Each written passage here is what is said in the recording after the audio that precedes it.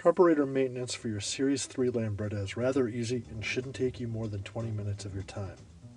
So by following all the steps in this video, you will learn how to properly remove, take apart, clean, replace worn out parts, assemble, and finally reattach your carburetor to your vintage Lambretta.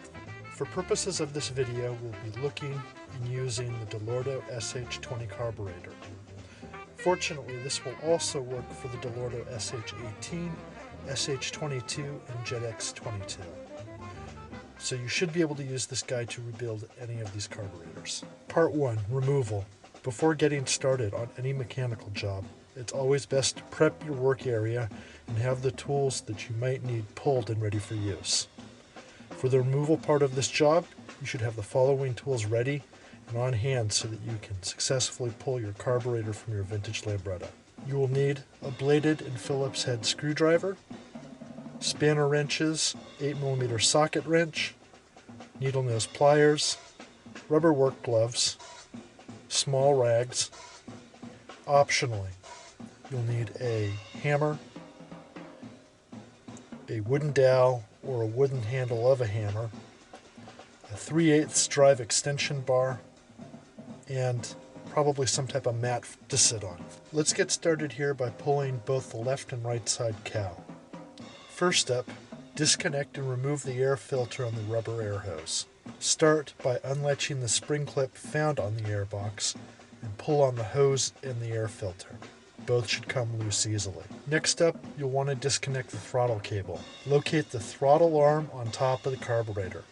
Depress this with your fingers, as this should free up the nipple end of the cable. Furthermore, you should be able to easily pull the inner cable through the cable adjuster. The next step is to remove the choke cable from the carburetor. Start by finding the choke cable where it enters the carburetor. Unscrew this at the choke top.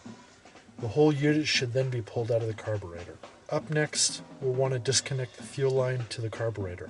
Start by finding the fuel banjo where the fuel line enters the carburetor on the right of the carburetor. Simply loosen the fuel line clamp and give the fuel line a tug until it comes off. Next up, locate the carburetor clamp bolt. Loosen, but do not actually remove the bolt. Now we're ready to remove the carburetor from the engine. This is kind of tricky and can be done of one of three ways. First way, using your hands. Simply pull while slightly twisting the carburetor on the manifold back and forth. Do this over and over and over again until the carburetor slides off the manifold. Personally, this is not my favorite method and can take some time to do. The second way we can try to remove the carburetor is to grab either a long wooden dowel or the wooden handle from a hammer. Place this through the Lambretta body and place it on the lip of the carburetor and the clamp. Be careful here as it's easy to damage the carburetor. Now grab a rubber mallet and lightly tap on the end of the dowel with the rubber mallet till the carburetor comes free. The third way to try to do this is the way that the Spanner's Manual and Skidder Surgery say to handle this. Place a small rag inside the mouth of the carburetor, then take that 3/8 drive extraction bar and slide it in. Working back and forth, left to right, left to right, left to right only. This should loosen the carburetor from the manifold. Now that you're done removing the carburetor from the manifold, take another rag and slide it into the manifold. This should keep anything from accidentally dropping down into your now exposed hole of your engine. Part 2. Disassembly.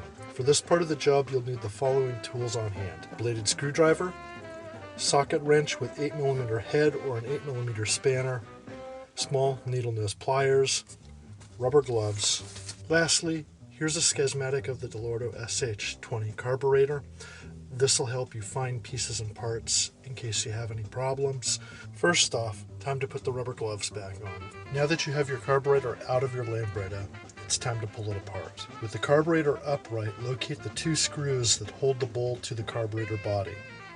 Make sure to unscrew these, but keep the carburetor upright as you don't want any of the gas sitting in the bowl to spill out when you're finished. Place everything aside, but make sure to keep the gas in the bowl for now. Now let's take a look at the gas we find in the bowl. Do you see any rust? Do you see lots of crud? Do you see any metal shavings? If you see any of the above, you might have some problems here, all of which should be addressed as soon as possible.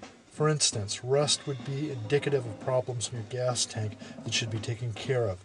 Mainly, you'd need to clean out, possibly recoat or replace it. Crud in the bowl would indicate that your tank needs a good cleaning and that a fuel filter should be added to your fuel line. Now, time to get back to the carburetor. Now we need to remove the black rubber gasket found along the lip of the bowl. You might need a pair of needle nose pliers for this, but your fingers might work great as well. Place metal parts from this in one pile and the rubber gasket in another. Now to deal with the float assembly. Start by turning the carb body over again and identifying the float pivot pin that holds the float to the float assembly. This pin isn't always accessible, and as such you might need to knock the carb with something plastic to dislodge it from the assembly. I tend to use the handle of a screwdriver. Once it has popped out a little bit, use a pair of needle nose pliers to grab it and pull it out. By pulling the pivot pin out, the float and float needle will both come loose and or drop free at this point. At this point you should inspect the plastic float and the float needle. For example, if you see fuel inside the float when you give it a shake and you hear things in it, like liquid, it's indicative of a crack and this piece should be replaced. Or if the tip of the needle is not sharp or has a ring indentation, it is also worn.